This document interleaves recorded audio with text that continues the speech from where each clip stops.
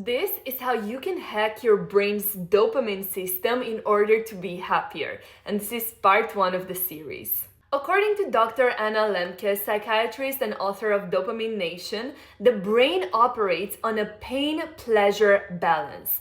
Think of it as an old-fashioned scale. So pleasure on one side and pain on the other. Every time you do something pleasurable, like, watch Netflix, scroll on social media, eat junk food, your dopamine spikes, tipping the scale towards pleasure. But here's the catch. Your brain wants balance. So it doesn't just go back to the normal baseline, it actually overcorrects.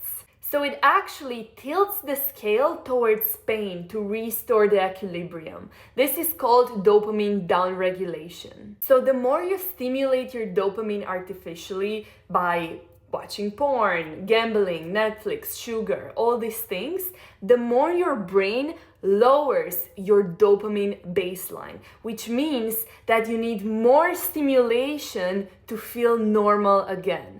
So you might notice after a high dopamine hit, like let's say you go to a party or you do something that evokes a lot of pleasure and dopamine, you might notice that after the event you feel numb, anxious, restless, and you might interpret it, and a lot of people make the mistake of interpreting is I need more dopamine, when actually you're just stuck in the dopamine deficit state. So this is how addictive loops start, even with mild behaviors like TikTok or eating chocolate. You do something pleasurable, you eat chocolate, you feel worse, you feel like you need more chocolate, but that chocolate that you eat doesn't give you the same pleasure. So you need more and more to just feel good. What happens is that your brain becomes desensitized to pleasure and you start feeling worse overall, even though you're doing more of the things that should make you feel good. As Dr. Anna says, with repeated exposure to high dopamine stimuli,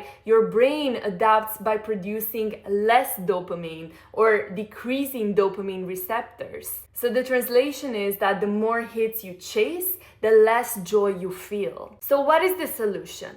In Dopamine Nation, Dr. Anna says something counterintuitive.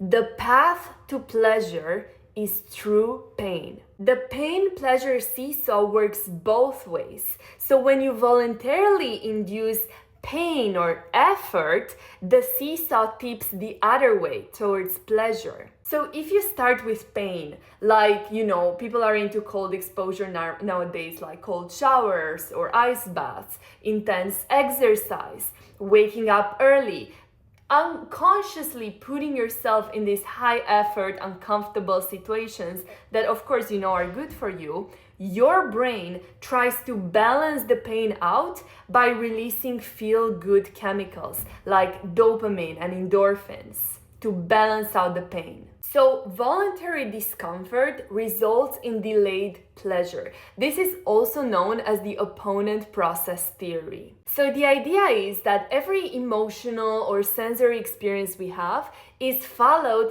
by an opposite process to bring the brain back to balance. So if we have pain first, we'll have pleasure after. If we have pleasure first, we will have pain after. So this is what happens in the brain. When you do something hard or uncomfortable, first, you initially experience pain or stress, which triggers the activation of the body's, stress response. Second, the brain anticipates a threat, so releases adrenaline and cortisol. Third, after the activity ends, your brain compensates by releasing, dopamine, endorphins, or like feel-good neurotransmitters. And fourth, you feel calm, elevated, focused, and this can last for hours. That's why, for instance, when you take a cold shower, the dopamine that gets released will last for a few hours after the activity ends, and you feel good for up to 4 hours. So Dr. Anna says that by pressing on the pain side of the balance,